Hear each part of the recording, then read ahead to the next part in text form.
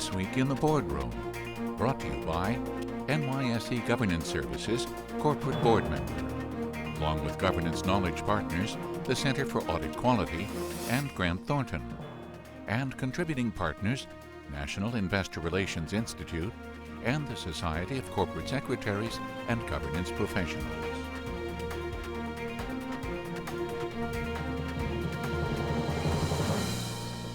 Welcome to this edition of This Week in the Boardroom. I'm TK Kerstetter, Chairman of the NYSE Governance Services Corporate Board Member, and it's my pleasure to welcome you to what we hope will be a very interesting show today. And it's our benefit on having my co-host here, Scott Cutler, EVP with the NYSE. Welcome, Scott. Great to be back. And we've got a topic actually that we have not tackled.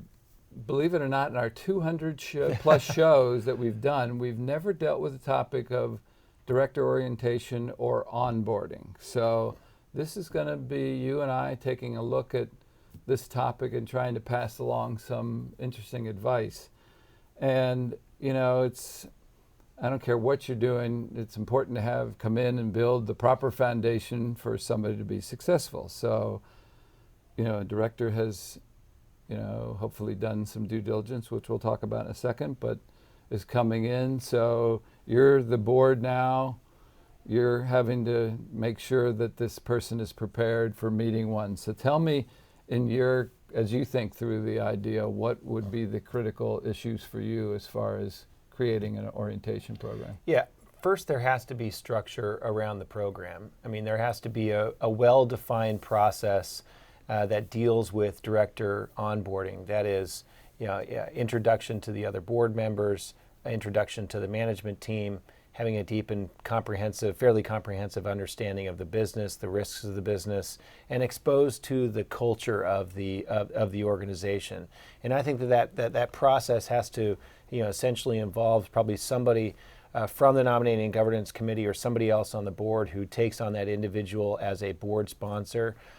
Coupled with management to lead through that process. So I think first and foremost it needs to be structured, and then I think secondly it really needs to be something that is well thought through, because every company is working on refreshing their directors, or needs to. We've talked a lot about the need to constantly improve the types of individuals that are serving on the board, but in any onboarding process, you can lose individuals if you don't really get them engaged right up front. So really understanding that process. I think one thing that can be really helpful after you've sort of set up that process of educating that director, helping them get involved, is actually assigning them to committee work right off the bat, because that's where, as you know, a lot of the more deep work goes on at the board level, and sort of getting directors certainly that have the capacity and the willingness and the desire to serve and work on a committee, I think is a great way to onboard a new director. Well, when I think of onboarding and having the experience that I had, I really came prepared today, because I went back and looked at the list that I had created, as far as the due diligence. And I think this is pertinent, because some of this, if you didn't do it on the front end, then it really becomes critical for you to have it during the orientation. But when I looked at the lists for me, due diligence, to say when I'm evaluating a board seat, I want to meet with the CEO, CFO, GC, and whoever is board leadership, whether that be lead director or whatever. So those are the people that I wanted to make sure that I talked to. I wanted to know about D&O insurance, and not just do they have D&O insurance. I want to know if they have Side A, which protects me as a director and stuff. So that's important to me to know before I go on. Pending legislation, governance guidelines, financials, analyst reports, press releases, and then annual report and any SEC filings. That to me is the type of due diligence that's happened. Now, I would expect that, if I asked you what are the key things that you would be concerned about, I would hope that would be a fairly comprehensive list, but what comes to your mind? I look at a little bit more of I think those are all great, and what I would say is not more important, but I think some of the more qualitative aspects are also important. I talked a little bit about culture, fit, style of communication, style of leadership, both in the management and the board. Those are all subtle things, but can really impact how well you can contribute out of the gate, and also help you to be able to contribute in the right way. Because every organization, and the board is a separate organization than the company, right? It tends to operate in its own type of culture. Understanding those subtleties, I think, are really important. I would agree with you 100% that those are sort of very critical topics. If you find yourself in a bad culture on the board, you're going to be sorry that you accepted that position very quickly. Yeah. As you think about where this lies within the organization in terms of responsibility, where do you think that lies? Well, to me, I would say, and I'd be curious to get your views on this. To me, I would say it lies, first of all, in the responsibility of the head of the Nom/Gov committee, meaning that when you look at who has responsibility to make sure this program is in place and it's done, that's what I think would be important. Second, to me, would be obviously the corporate secretary. I think the corporate secretary is the first person that's going to hold that new director's hand. I don't care whether you have to tell them, here's where we park, because think of all the things, all the nuances of a new person coming in, that you would have to have. So there's a lot of hand-holding in that.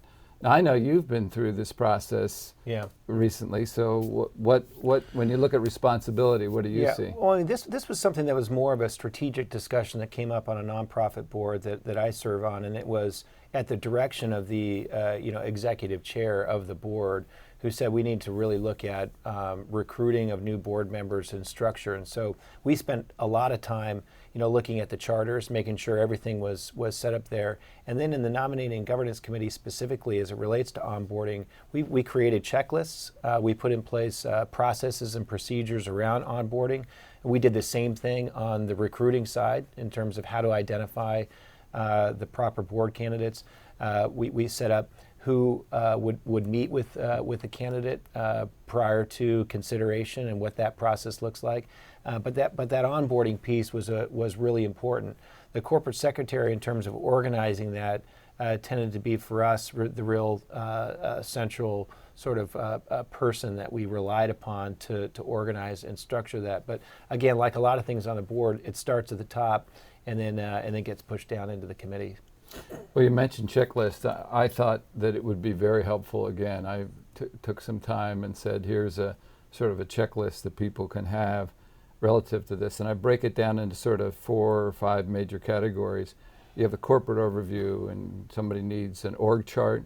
Okay, they need to understand the board, just as you said, board committees, their charters, all that stuff needs to be organized. Now, could that be something that somebody did in their due diligence? Yes, it could, but you can't assume that. So that's your first major category, is your corporate overview.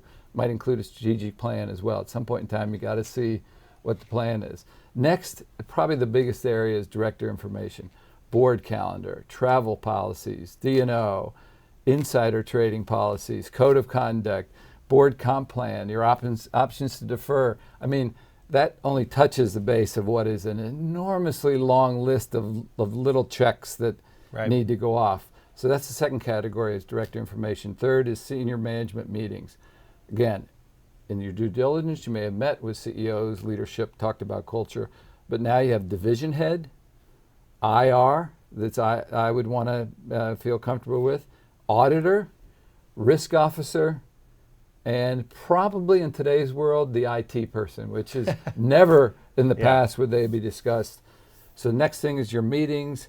Then you need to understand continuing education. What is the organization support? What are my options available for that?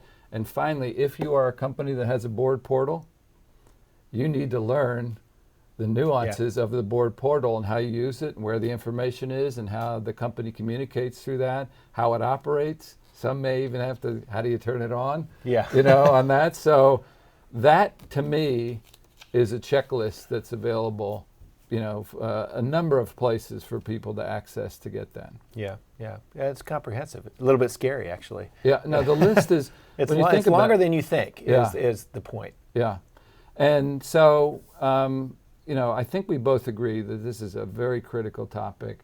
Any last pieces of advice that you would have for our viewers relative to, both setting it up and going through the process? Yeah, look, I mean, I think the things, and maybe it's obvious, but some of the areas, and it goes a little bit more into the recruiting side, but some of the areas that we've identified early on in the year that are going to be hot buttons and that are both, I think, an onboarding issue and a recruitment issue, does include sort of risk on the security side, infrastructure, software, systems, understanding that, and then also obviously a real deep understanding on the financial side, because that's where, particularly where you have individuals that you're onboarding relative to the audit committee, a deep understanding of the financial expertise, some of the financial areas where there's financial exposure. That's pretty important.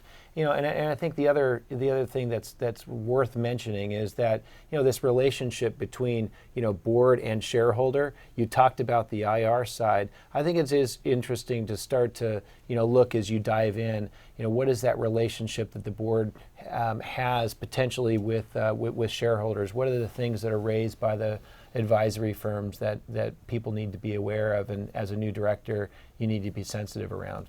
Yeah, that was going to be my piece. 'Cause really, we had this whole discussion and didn't once mention proxy advisors, ISS, or Glass Lewis. Yet we know that that's going to be one of the biggest issues that they, as directors, have to deal with, and they have to understand the balance of what is requested or required by them, what is right for the company, and we both know the delicate part of that balance to make sure that's going to work okay. So it sounds daunting, doesn't it, when we sit here and discuss all the things that would have to happen. Obviously, most companies are doing a good job on this, but it really sounds pretty daunting and needs to be organized, to your point, in a structured program. Structured program, giving thought to the entire process, putting a workflow around that process. I mean, we've talked about that, but that's really, to me, the takeaway. Yeah. Well, I'm so glad that it's sort of surprising to me that we haven't talked about this before, so I think it was very relevant for us to bring this topic up. Thanks for staying in town long enough to join us as the co-host. And that will conclude this edition of This Week in the Boardroom. I hope you enjoyed the show. We will be back again next week for another opportunity to look at a critical topic that will help you be a better board member or committee member. So we'll see you then. Join us again next week for This Week in the Boardroom, brought to you by NYSE Governance Services, Corporate Board Member, along with Governance Knowledge Partners, the Center for Audit Quality, and Grant Thornton, and contributing partners, National Investor Relations Institute, and the Society of Corporate Secretaries and Governance Professionals.